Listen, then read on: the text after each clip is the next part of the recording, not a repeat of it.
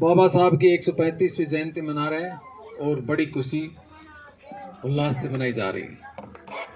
गांव तालवास के सभी मंच पर बैठे हुए मंचा सिंह, नारी शक्ति, नवयुवक और प्यारे बच्चे, आज जो उत्सव आपके अंदर देखने के लिए मिल रहा है बड़ी खुशी की बात है और ऐसे ही उत्सव मनाना चाहिए हमें।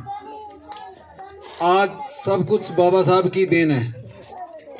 बाबा साहब ने अपने जीवन काल में जब उनका पढ़ते हैं, सुनते हैं और देखते हैं तो बड़े बाबा साहब ने संघर्ष किया है और सूते हुए समाज को जगाया।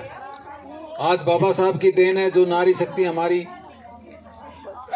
सरकारी पद पर नौकरी कर रही हैं, चीफ मिनिस्टर तक पहुंची हुई हैं और ऊंचे ऊंचे पोस्टों पर है। आज सब बाबा साहब की समानता की देन है और स्वतंत्रता की देन है।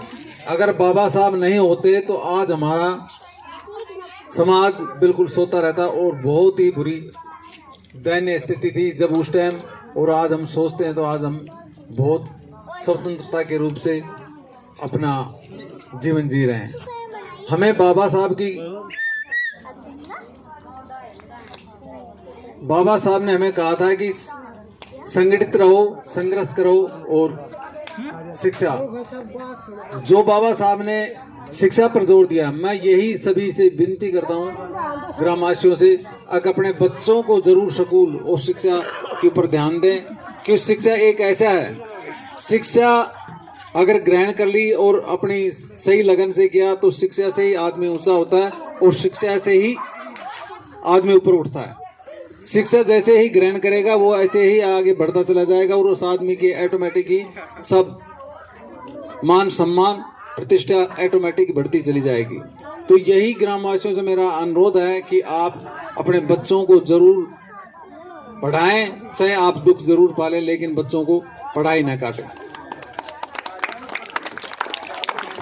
बाबा साहब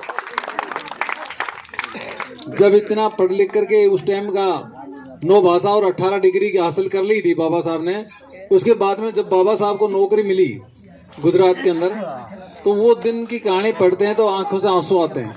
जब बाबा साहब इतना पढ़ लिख करके और नौकरी लग गई बाबा साहब की, उस टाइम बाबा साहब की स्टार्टिंग 10 लाख या 10 लाख के आसपास थी।